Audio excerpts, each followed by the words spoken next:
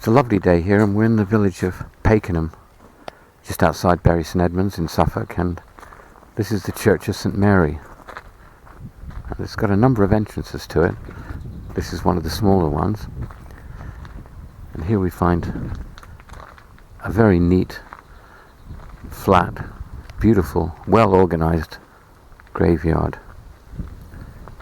A mixture of more recent graves here and some older ones, but the older ones are in the second part of the graveyard by the look of it, which is closer to the church, and perhaps this part here is an additional churchyard that was added. It's a nice bench here next to the light. So this is the older part of the churchyard. It seems it drops back down. Some of the older Victorian style graves.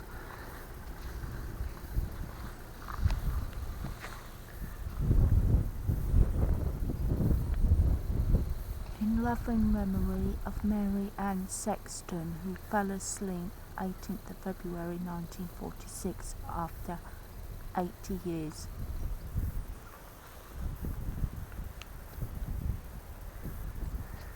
Well, it's not a Victorian grave. It's lovely.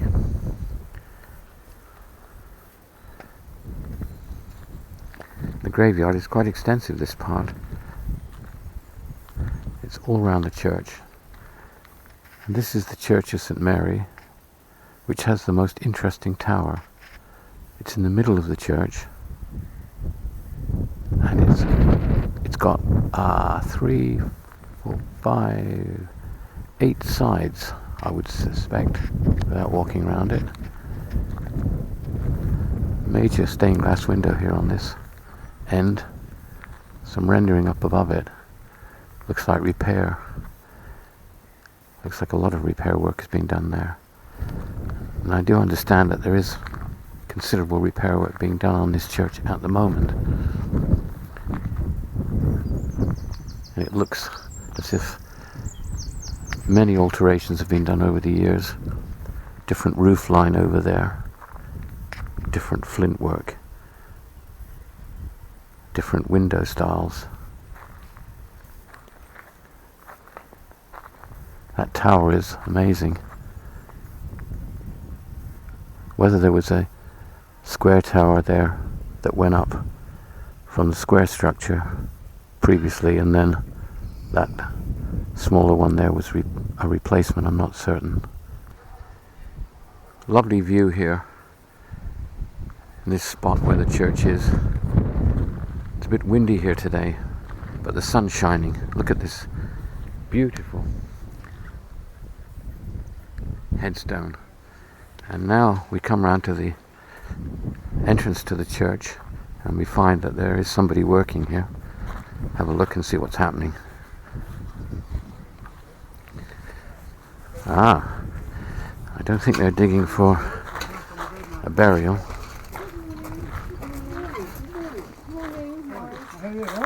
And this side of the church, we've got a lovely, beautiful door. Look at that. And the size of that window.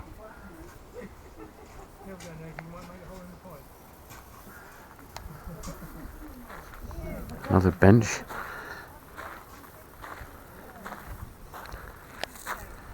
And the churchyard extends way down on this side of the church as well. This is an extremely large churchyard. We come round this corner of the church.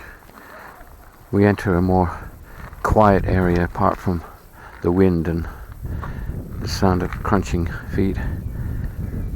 But we've got one of these beautiful scenes where there are fabulous headstones underneath a tree with sunlight coming through the leaves. Just such an atmospheric spot.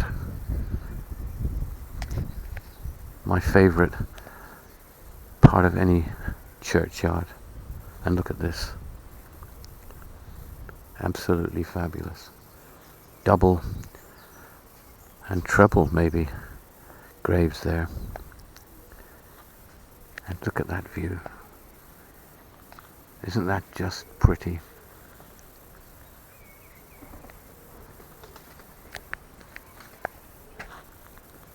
And here we've got another super monument. Iron railings around it.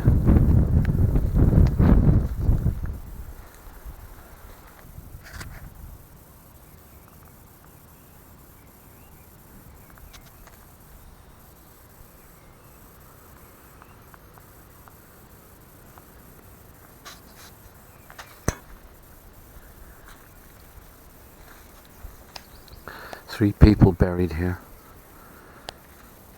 That's a very impressive grave. Very impressive, and what a setting. Look at the light coming down on all these graves.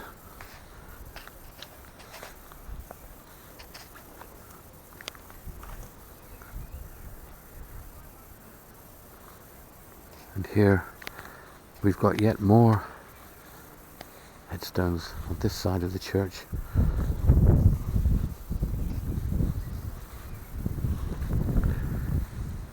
A lot of impressive graves here. On this side of the church we can see a bit more of the shape. This is an additional section that's been added on. I think a lot of this work was done around 1840 from what I understand. We've got a path coming round here. It's difficult to get an idea of the shape of this church, but it's had so many additions by the look of it. This is one particular addition, and that tower was added. That is perhaps the older part of the church, probably the oldest by the look of that wall. With that added, a tower added, and then there's an extension at the front. That's how I would see it without studying the literature on it. In loving memory of Harriet, the beloved wife of Charles Thorpe, who died September 1892, aged 68 years. Also of Charles Thorpe, who died November 1902, aged 74 years.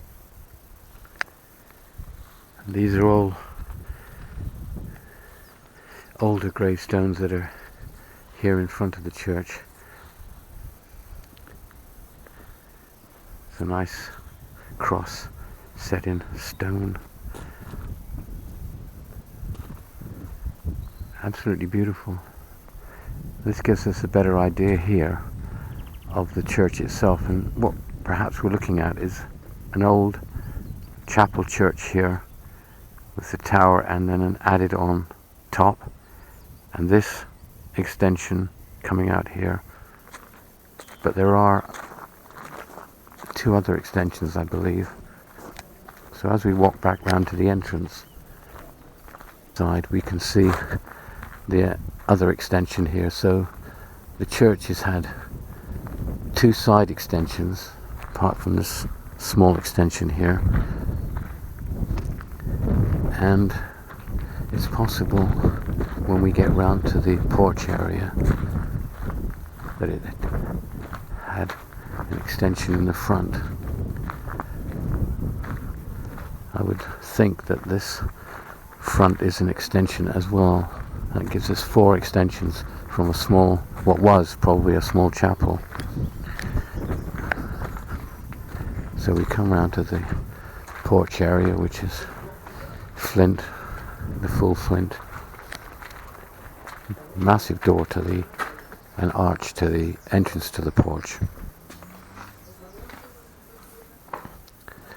The porch itself is very lovely. Two beautiful windows each side, clear glass, leaded. They are lovely.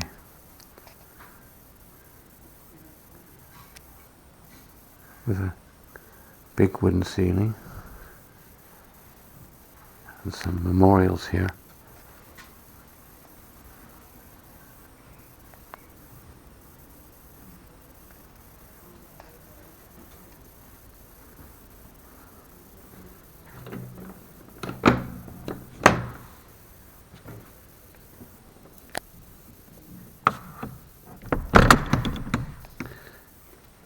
visitor's book, which we'll sign later. And in this part of the church, across there, we've got a font with a beautiful, massive top to it. It's all carved.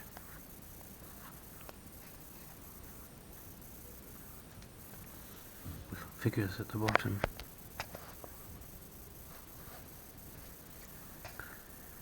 And this area, which is perhaps for Sunday school use, but we look up and see this massive window. It's plain frosted glass. No coloured glass in it.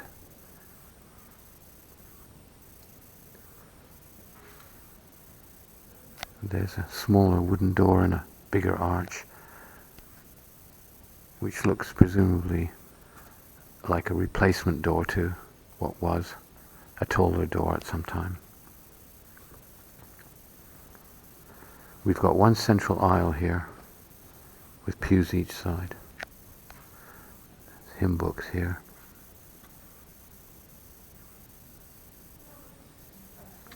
Before we go up the aisle of the church, there's an interesting thing here on the wall. This is sort of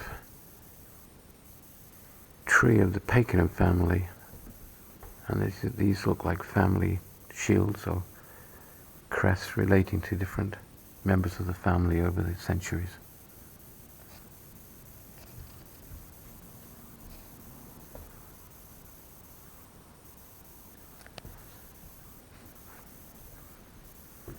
So we've got a tiled floor, this beautiful font.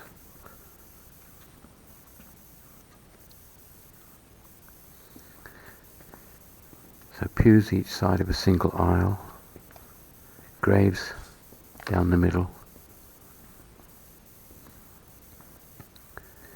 And in this section of the church, we've got two stained glass windows here before we get to this central area. One on this side, which is quite dark, and this one, again, a dark one. Memorials on the wall.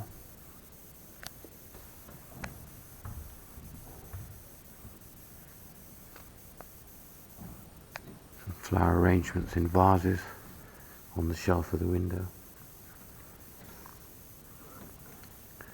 And on that side, we've got some colours or flags.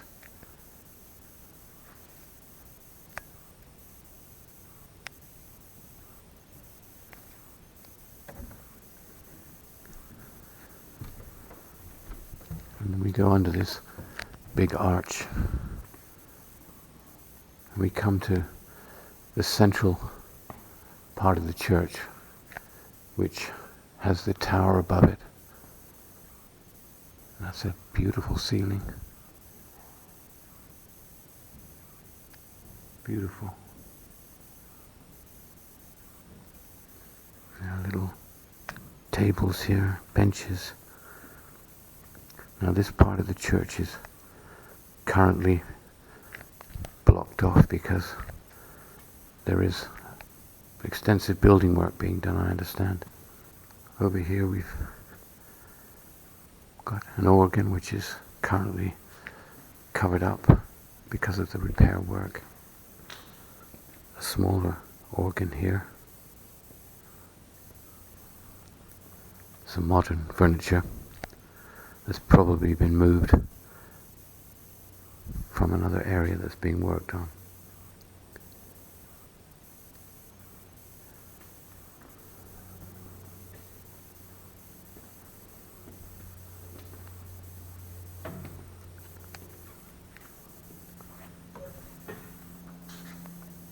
It's a big area here, and it's all under construction at the moment, so it's not something we can look at as far as a church is concerned. This church has got this central tower area with 4 extensions going off it. But it is under construction, so it's a bell pull. The pulpit.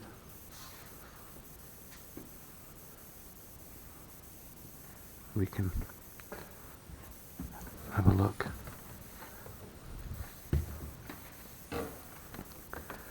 So from the pulpit we get an amazing view of that massive window and a big ceiling. That's a big chunky ceiling. This one's fantastic.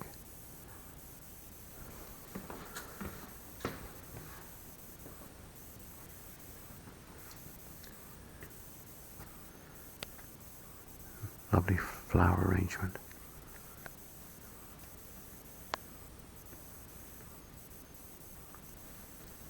Oh, some stone steps. The chancery. And this looks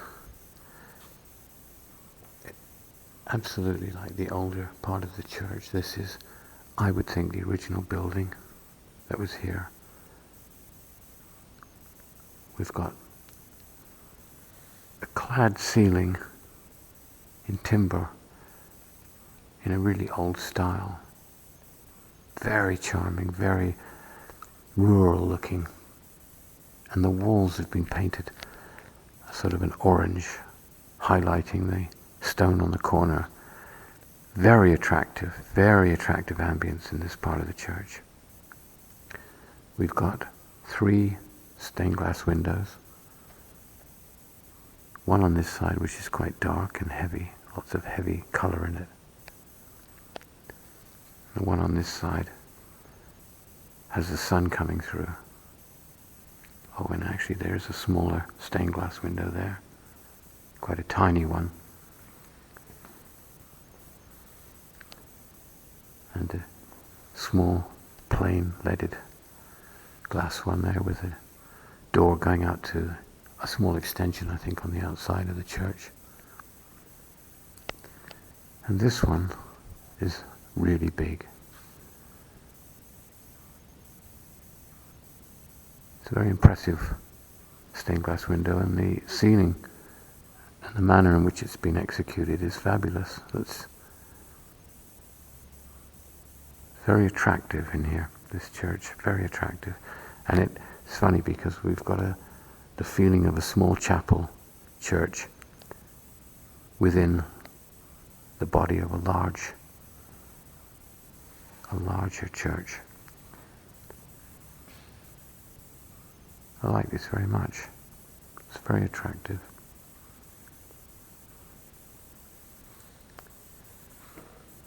The floor is beautiful, very simple, and the colour matches the walls. And dark wood dado going round. This part of the church seems to have been designed by one person who had an idea in his mind and executed it really so well. Everything seems to just be right. And then when you go back into the other areas of the church, you seem to be walking into a different world.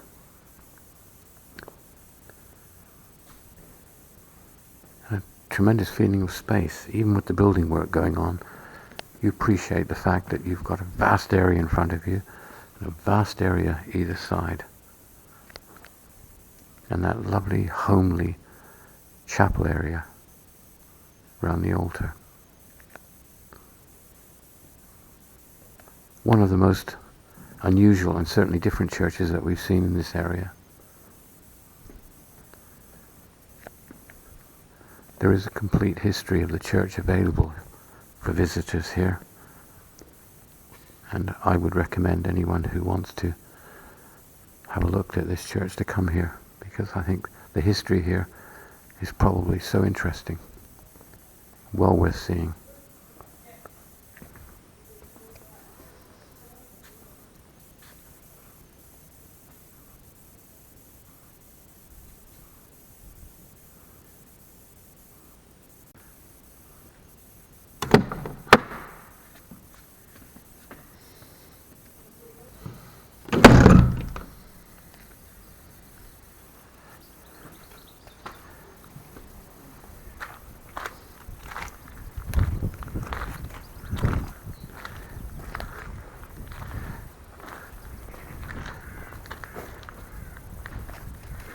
Did you find anything exciting? Memory of Helen Chafin Bonamy.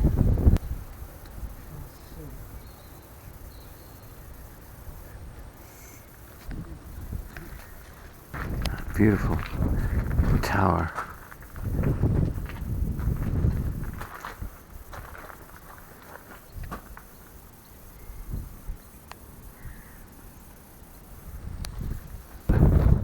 John Chandler. He died aged 93 years.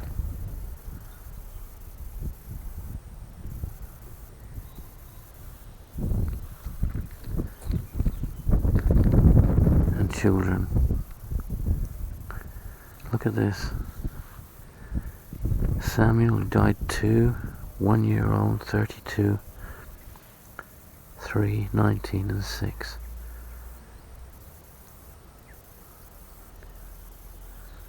That's an unbelievable gravestone. What a statement. Such a big churchyard, this, and such a big and interesting church. So there we have St Mary's Church, Pakenham. A central tower with 4 extensions. One of the more unusual churches, and certainly beautiful. Absolutely